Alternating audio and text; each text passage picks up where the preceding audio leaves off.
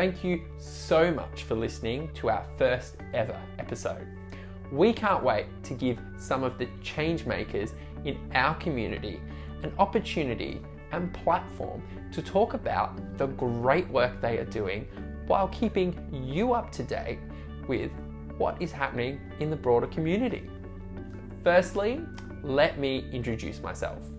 My name is Dion Alexander and I am the current Mr. Gay Pride Australia. I've been an advocate in the LGBTQIA+ space for over 5 years, being heavily involved with the Rainbow Swans, who are the official LGBTQIA+ supporter group of the Sydney Swans. I aim to end homophobia in sport and have been working heavily with the AFL Pride Collective to campaign the AFL for a Pride round in the men's division. Recently, I represented Australia at the Mr. Gay World contest in South Africa, and after the contest, I had the absolute privilege to sit down with the two gentlemen that outplaced me for the crown. That's right, your boy right here came in as second runner-up, so that's third, making it only the second time an Australian has made the top 3. Special mention here to the very popular Jordan Bruno, who not only made the top 3, but took out the title for Australia in 2018. Now, if you're wondering what the Mr. Gay World contest is, you are not alone, but it is about explicitly seeking to highlight discrimination against LGBTI people and to select positive role models. There are a number of challenges contestants go through, and the challenge that is weighted the most is the social responsibility campaign. Now, you'll hear more about these campaigns as I caught up with the freshly crowned Mr. Gay World 2023, Troy Michael Smith, and the Mr. Gay World 2023 runner-up, David Allwood. It was so great to sit down with both boys after what was a long weekend. You can really hear the passion they have for their causes and their projects and the work that they plan to continue to do post Mr. Gay World. So hold on to those crowns, tiaras, or your choice of sparkling headpiece as we hear from the royalty of Mr. Gay World 2023. I'm your host, Dion Alexander, and you're listening to Our Pride by Mr. Gay Pride Australia.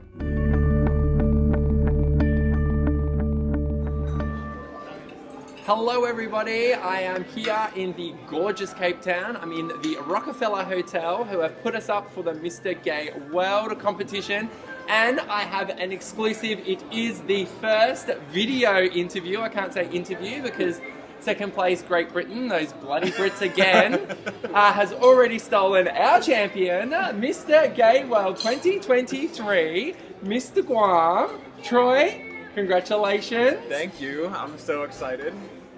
Well done. Amazing night last night. The competition for the last week, I'm going to say, has been hectic. But you've come out on top in the end. You won a number of challenges. Which challenges did you win? The social responsibility challenge, the public vote, and the written test.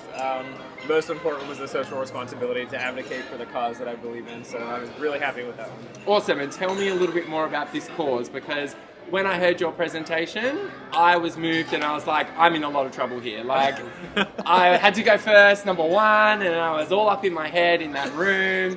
And then I heard the work that you've currently been doing, and all the connections that you have in the community, and I was like, wow.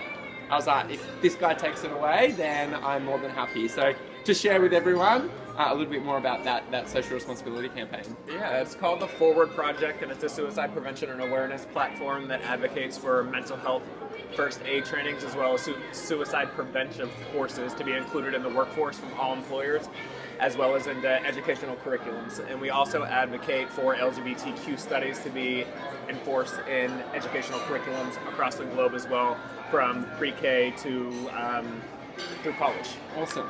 And also, I believe you've now become involved with the Trevor Project.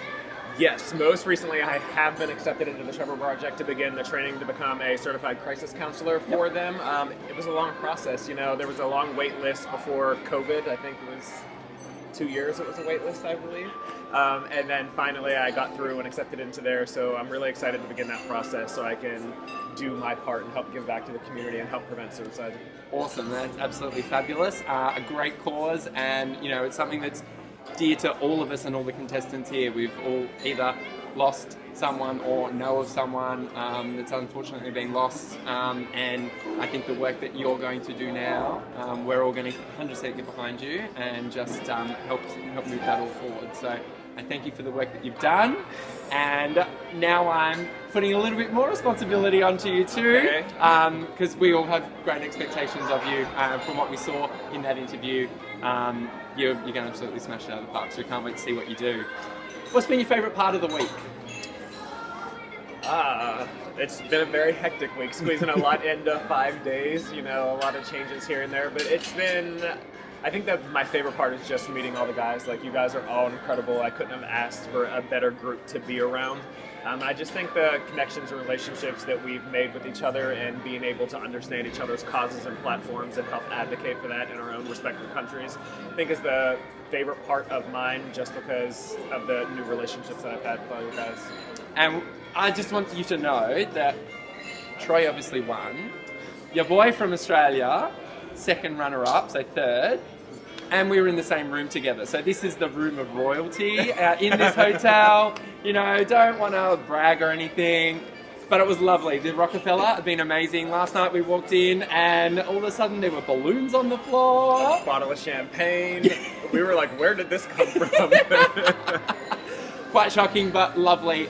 You see that the whole hotel's got behind it. The city's got behind it. I mean, we've got wait staff in the breakfast area this morning that have got some of our Mr. Gay World t-shirts, which is incredible. I was just like, wow, they're super supportive here, so it's awesome. Been a fabulous trip. Obviously, going home. If you just won the election, you've been crowned, so it's almost like you're the, as my nephew said, the world champion of being gay now for the next year. What sort of timelines are we looking at? What are you hoping to really achieve, maybe, first 100 days? First 100 days, that's a good question. I want to try and keep advocating for suicide prevention and mental health. I just got appointed to the board of directors for the American Foundation for Suicide Prevention. I really want to dig in deep there and establish a stronger connection with the LGBTQ community and set up events. I've already been discussing with them that I want to put on a gala early next year, and I need to start planning it now because I've set a goal to raise $100,000 just in that one evening with this gala through sponsorships and silent auctions and getting different items and support from different businesses around. And we've done it before with different organizations, fundraising, and it's one of my strong suits. And being able to raise funds for different charities and organizations that you believe in, I think, is key to help nonprofits succeed and be able to give back to the community. So within the first 100 days, I want to get to work with the board and start planning this event and just build a team so we can do this together. Even though I have won the title, still a little bit in shock with that. I was on Team Australia the whole time. But I think that it's not just about one person, it's about building a team. And I think whenever you work together, that's whenever you achieve the best results. And I believe it was India that said last night, what was the statement that he said in his final question? There's no unity without community. Oh, that was Great Britain. Oh, yeah, that was Great Britain, okay. No community without unity. And whenever you said that, I was like, oh no, here we go, he probably won. So I was just, that's what I'm going to do with the first 100 days, just try to get everything up and planned and work with you guys so we can put on something. And I love you guys so much, I already want to start planning a reunion. So I'm just like, when are we going to meet next? When can we set up We've got to. But great goal, first 100 days, $100,000. You'll need to send the link, share it all with us. We'll definitely help. From the bottom of my heart, this has been an amazing experience. I can't think of a more deserving winner, especially when you're starting to talk about more in depth now about your cause, about what you want to do. You are going to absolutely smash it. We're so proud of you, and I'm so proud that we were roommates on this trip. It was so great to hear from Troy. And having David in the background helping actually with the interview, I just grabbed him and said, I need to interview you next. So We have a catch up with the runner-up of Mr. Gay World 2023, David Allwood, coming up right up now. Hello fam, welcome back. I am joined by the runner-up of Mr. Gay World 2023, David from Great Britain. Hello, hi Australia. Congratulations. Thank you so much. Yeah, it was an amazing night. We all got behind each other, supported each other, and yeah, we did that. It was a hell of a show. It was really a hell of a show. It was a fantastic show, and you as a dancer, you pulled some amazing moves on that catwalk, I must say. Thank you so much. Yeah, I mean, to do this final in a queer space, and I work in a lot of queer spaces in London, it felt really special for me to be able to do this on a world stage, and I was very nervous backstage. I think we all were, but I was like, I have to just go out there and show them who I am. And yeah, I love being on a runway. What can I say? That certainly looked like you were at home on that runway. That's all I can say. There's a few formations where we were in together, and I'm like, he is rocking it. He is rocking it. Yeah, we went down as a four. The first four. It was Chile, Australia, Belgium, and myself. And during the rehearsals, I was like, what can we do? What can we do to make this, like, spice this up? And yeah, we rocked it. It was good. We had all these like handshakes, and we did a little topless moment. Impromptu during the active wear, yes. Yeah, it was so fun. Yeah. It was. I can't believe I took my top off next to Dion, but I just thought I'd represent the hairy community of Great Britain and the world. Well, it was like Union Jack uniting in that moment, right? Absolutely, yeah, for sure. Hey, you spoke briefly and you touched on before the work that you're doing in queer spaces. Yeah. Talk to us a little bit more about what you're currently doing. Yeah, so in London and Great Britain, I work to combat loneliness in the LGBTQIA+ community and try and bring people together through dance and through positive social interactions. So making safe spaces for people to go out there, live their best lives unapologetically, and we celebrate all people from the LGBTQIA+ community, including allies that support us, because that's really important. And yeah, it's all about finding your tribe, and I try and facilitate that in people in London and Great Britain, and encourage people to find their tribe. Yeah. Awesome. Are you also part of an organisation called Homo Parody? Yes. Yes. It's my organisation, Dion. Oh, your organisation. I'm the CEO. See, I was not listening. That was I. That's fine. Yeah, so I set that up in 2020, and it was a way of combating loneliness after COVID, after lockdown. And we started creating music videos. We recreated Gaga and Beyonce's Telephone to raise money for charity. And yeah, the work that we do is about power and togetherness. It's about bringing people together. And yeah, Homo Parody is kind of, it's my child that I try and take care of every single day. And it's a massive passion project that I'm just trying to expand and give opportunities to people. Yeah. Fabulous. Now, you spoke briefly in your presentation for the social responsibility campaign about one of the goals is to get Homo Parody on a plane somewhere. Yes. Where are you thinking? When do you want to have this done by? I'm thinking Guam. I'm thinking Australia. Definitely. I'm thinking Belgium. Yeah, this competition means that you get to meet these incredible people from all over the world and make contacts in those countries. So yeah, I absolutely will be contacting my fellow delegates to see if there's anything we can do, any performances that we can do.